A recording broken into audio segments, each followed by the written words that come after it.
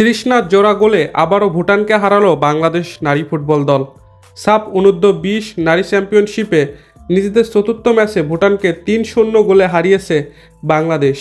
ম্যাচে স্বাগতিকদের হয়ে ২ গোল করেন তৃষ্ণা রানী। অন্য গোলটি আসে স্বপ্না রানীর পা থেকে। ভুটানের বিপক্ষে এই জয়ে শিরোপা জয়ের সম্ভাবনা বেড়েছে বাংলাদেশের। ৪ ম্যাচের পর সবকটিতেই জিতে বাংলাদেশ এখন ৪ দলের টুর্নামেন্টে ১২ পয়েন্ট নিয়ে সবার উপরে অবস্থান করছে। দ্বিতীয় স্থানে থাকা নেপাল ৩ পয়েন্ট পেছনে। বাংলাদেশ কোচ পিটার বাটলার মঙ্গলবার ভুটানের বিপক্ষে প্রথম ম্যাচের মতো আজও একই প্রতিপক্ষের সামনে তরুণদের নিয়ে একাদশ সাজান এই ইংলিশ কোচ। তাতে গোল পেতে প্রথম আধা ঘন্টায় সংগ্রামী করতে হয়েছে বাংলাদেশকে। ২২ মিনিটে তৃষ্ণার আরেকটি চেষ্টায় কর্নারের বিনিময়ে প্রতিহত হয় ভুটানের ডিফেন্ডার। ৩০ মিনিটে মাঠে খানিকটা পরিবর্তন আনেন বাংলাদেশ কোচ পিটার বাটলার। বন্যা খাতুনকে উঠিয়ে পরীক্ষিত স্বপ্না রানীকে নামান তিনি। ৩ মিনিট যেতেই স্বপ্নার বাড়ানো লং পাস ধরে ভুটানের জাল কাঁপিয়ে দেন তৃষ্ণা। এই প্রতিযোগিতায় এটি তার দ্বিতীয় গোল।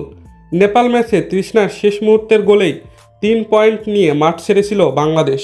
৬৬ মিনিটে বক্সের মধ্যে বলের দখল হারায় ভুটান। সেই সুযোগ লুফে নিয়ে নিজের ও দলের জোড়া গোল পূর্ণ করেন তৃষ্ণা। পেনাল্টি মিস করলেও দলের হয়ে পরের একটি গোল করেন স্বপ্না রানী। ২১ জুলাই নেপালের মুখোমুখি হবে বাংলাদেশ। হেড টু হেড বিবেচনায় চ্যাম্পিয়ন নির্ধারণ হবে।